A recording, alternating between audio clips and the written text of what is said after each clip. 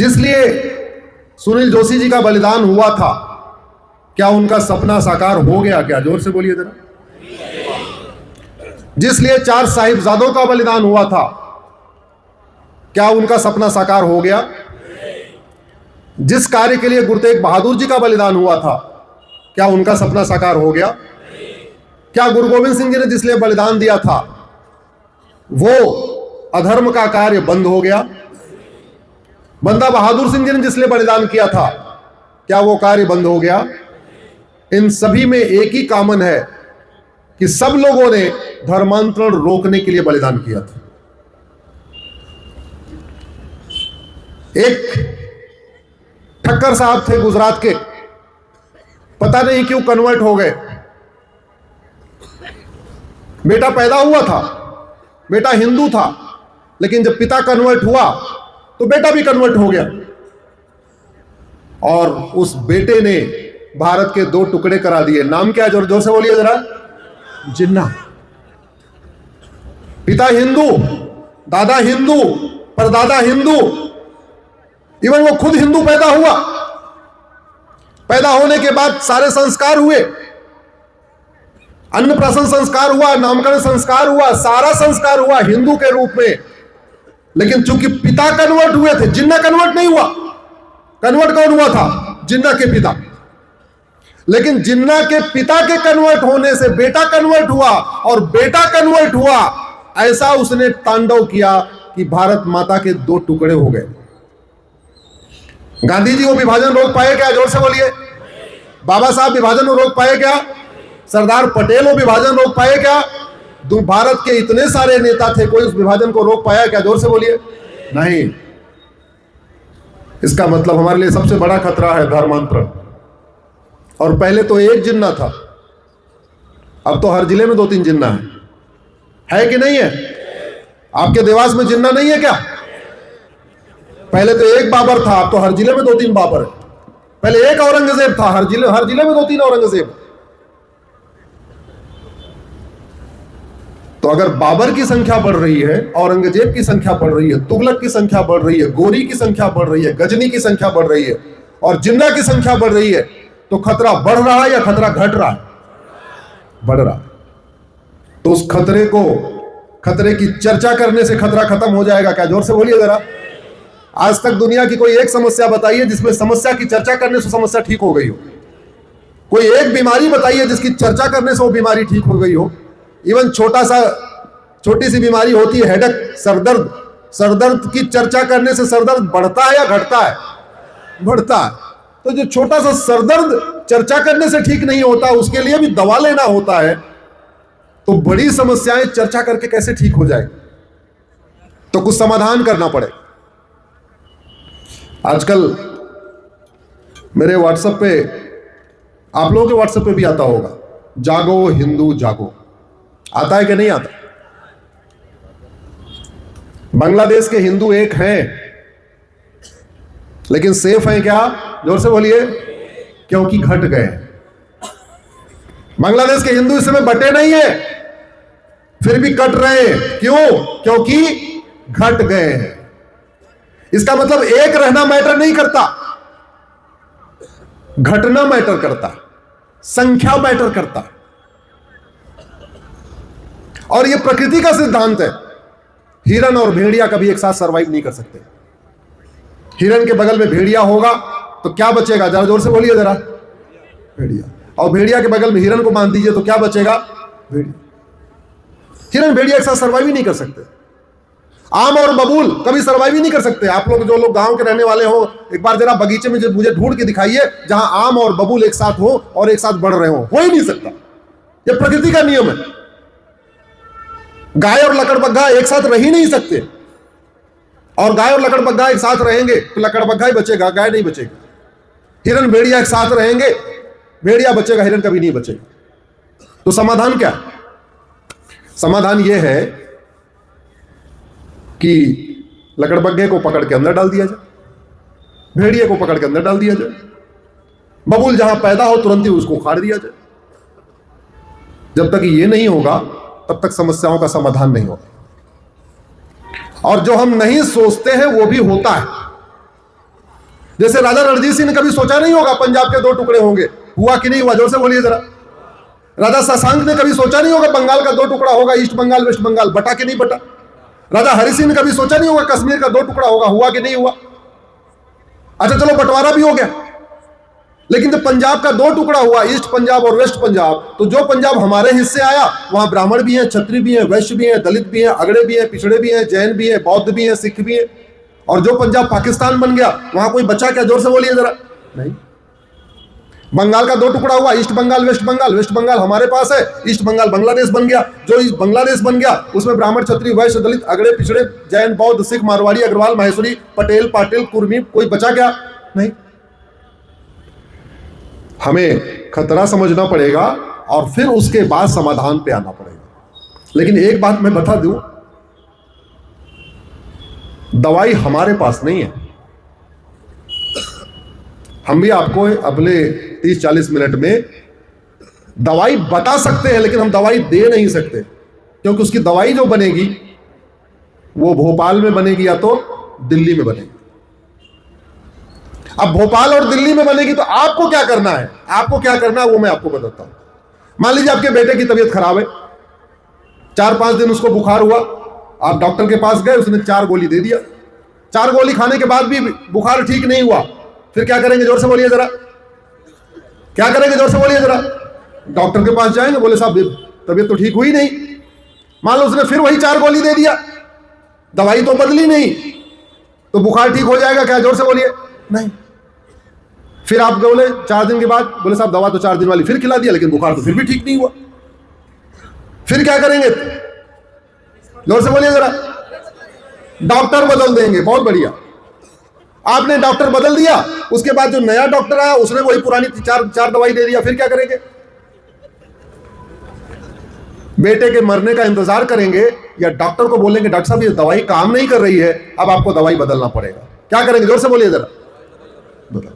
तो अब समय आ चुका है, अब डॉक्टर बदलने की जरूरत नहीं है, अब दवाई बदलने की जरूरत है। मेरी कोशिश यही है अब दवाइयां बदल जाए।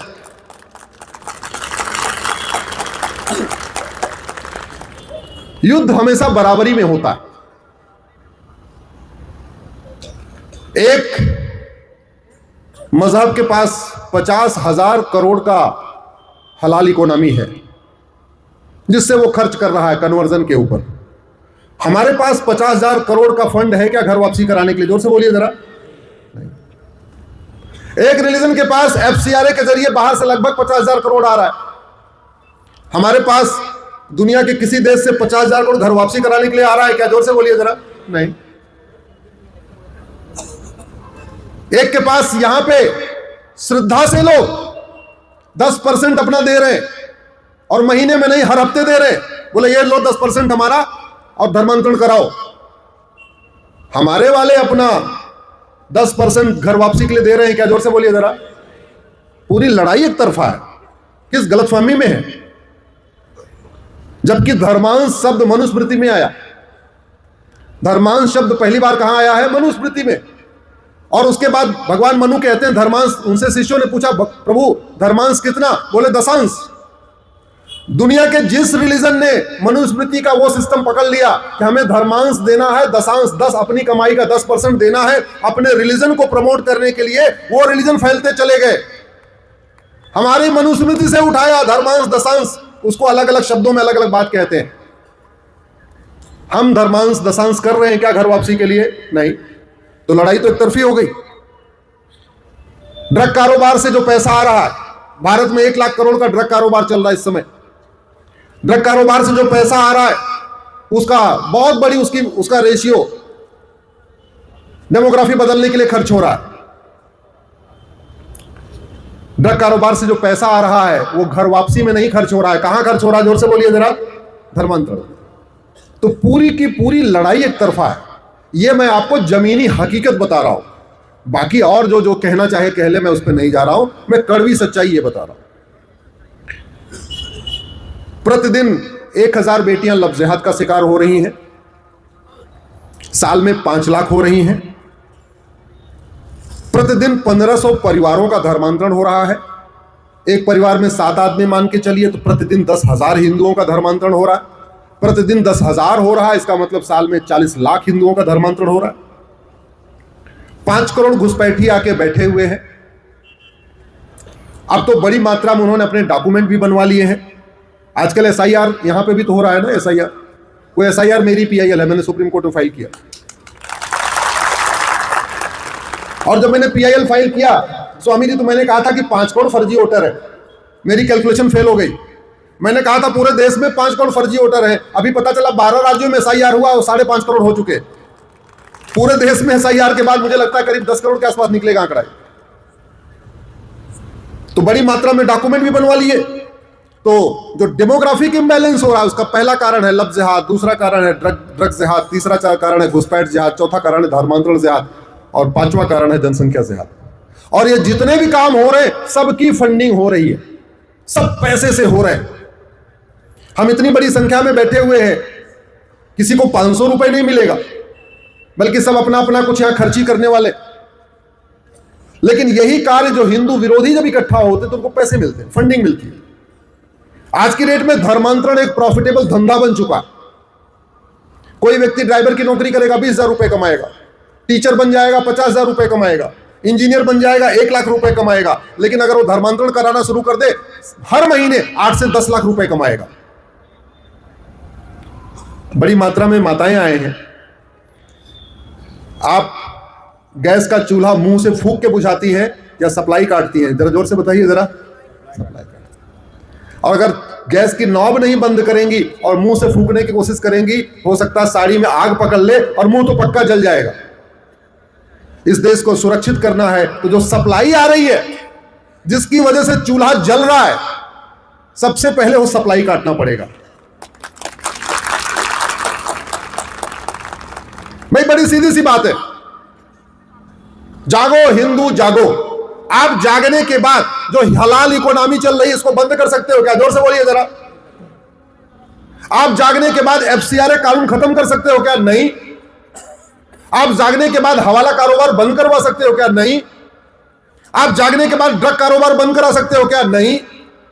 आप जागने के बाद जो ब्लैक मनी आ रही है उसको बंद करा सकते हो क्या? नहीं। आप जागने के बाद बेनामी जो ट्रांजैक्शन चल रहा है उसको रोक सकते हो क्या? नहीं। तो जब नहीं कर सकते हो जाके करोगे क्या? फिर तो व्हाट्सएप पे जागो हिंदू जागो, जागो हिंदू जागो, जागो हिंदू जागो। इसलिए मैं कह रहा हूं आज सुनील जोशी जी के इस बलिदान दिवस से आप एक नया नारा शुरू करिए, जागो सांसद जागो, जागो विधायक जागो, जागो मंत्री जागो, जागो सरकार जागो। यही होना चाहिए। अब आपको उनको बोलना पड़ेगा। अरे भाई, जैसे ड्राइवर का काम है अच्छी तरीके गाड़ी चलाना, डॉक्टर का काम है अच्छी दवाई देना, मोची का काम है बढ़िया जूते को साफ करके रखना, कुक का काम है बढ़िया खाना बनाना, धोबी का काम है बढ़िया कपड़ा धोके देना, वैसे सांसद विधायक का काम क्या है? जानते हैं उनको संविधान में क्या कहा गया है? सांसद विधायक नहीं कहते, संविधान में उनको लॉ मेकर कहते हैं। क्या बोलते हैं? Law maker.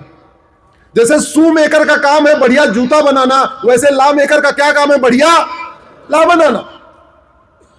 लॉ मेकर का काम है घटिया कानून खत्म करना और बढ़िया बढ़िया कानून बनाना। मुझे नहीं पता आपके सांसद ने संसद में कितने आवाज उठाए और कितने सवाल पूछे पिछले 5 साल 10 साल, मुझे नहीं पता।